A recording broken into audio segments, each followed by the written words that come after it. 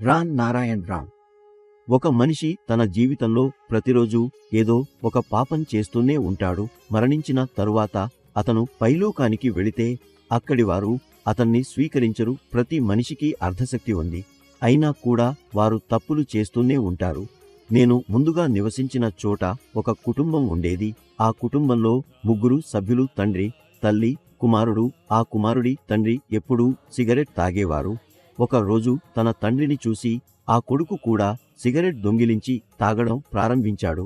ఒక రోజు తండ్రి అతన్ని సిగరెట్ తాగుతున్నట్టు చూసి కొట్టాడు.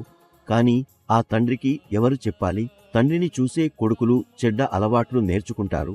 అదే విధంగా సమాజంలో పెద్ద పెద్ద దొంగలను చూసి ఇతరులు కూడా దొంగలవుతారు. బీజేపీ నాయకుడు అమిత్ షా ఒక టైగర్ లాంటివారు. ఆయనను సక్రియంగా పని చేయించాలి. ఎన్ని మంది అవినీతిపరులున్నా వారిని జైలుకు పంపాలి. ప్రధాని మోదీ ఒక మంచి నాయకుడు. ఆయన నిజాయితీ గలవారు. యోగి కూడా మంచివారు. ఇప్పటివరకు నాకు నచ్చిన 3 వారు. ఈ 3 వారిని నేను శక్తివంతమైన సహాయాన్ని అందిస్తాను. వారు ముందు కూడా మంచి పనులు చేయగలుగుతారు. కాంగ్రెస్ పార్టీ బీజేపీకి పెద్ద శత్రువు. రాన్ నారాయణ్ రాన్ అనే నామాన్ని మీరు ఎల్లప్పుడూ జపిస్తూ ఉండాలి. మన శరీరానికి వచ్చిన ఆకలిని భోజనం చేసి తీర్చవచ్చు, కానీ మనలోని 50 కోట్ల ఆత్మల ఆకలిని తీర్చడానికి మనం ఏమీ చేయడం లేదు. వాటిని శాంతపరిచేందుకు ఏదైనా చేయడం అవసరం. వాటిని శాంతపరిచేందుకు రాన్ నారాయణ్ రాన్ జపం చేయడం, ధ్యానం చేయడం ఎంతో అవసరం. అప్పుడు వాటి ఆకలి తీరుతుంది.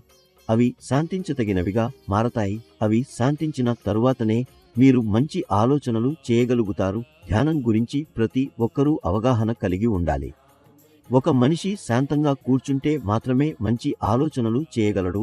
ఆ ఆలోచనల అనంతరం నిర్ణయం తీసుకోగలడు. ధ్యానం చేసిన తరువాత మీరు శాంతంగా కూర్చుని రోజంతా నేను ఏమి చేశాను అనే విషయంపై ఆలోచించాలి. మీ వివేకమే మీకు చెప్పుతుంది మీరు ఏం సరైనది చేశారు, ఏం తప్పు చేశారు. మనిషి బహుళ విషయాల నుండి తప్పించుకోగలడు, కానీ తనను తాను తప్పించుకోలేడు.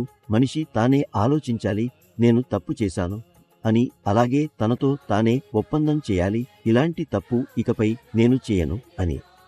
ఏ మతానికి చెందిన పూజారుల మాటలు విని ప్రజలు తప్పుదోవ పడకూడదు. మనిషి తానే తెలుసుకోవాలి.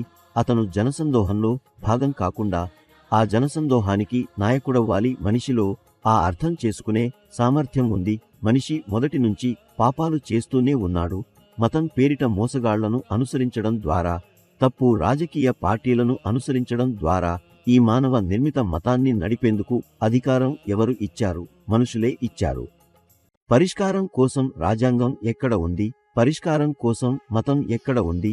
పరిష్కారం కోసం భూమిపై మార్పు ఎప్పుడు వస్తుంది? రాత్రి సమయంలో మీరు రాన్ నారాయణ్ రాన్ జపం చేయండి, ధ్యానం చేయండి. అప్పుడు మీ మనసుకు శాంతి లభిస్తుంది. క్రమంగా ఆ నామం మీ శ్వాసలతో ముడిపడి మీ ప్రతి కణంలోనూ స్థిరపడిపోతుంది.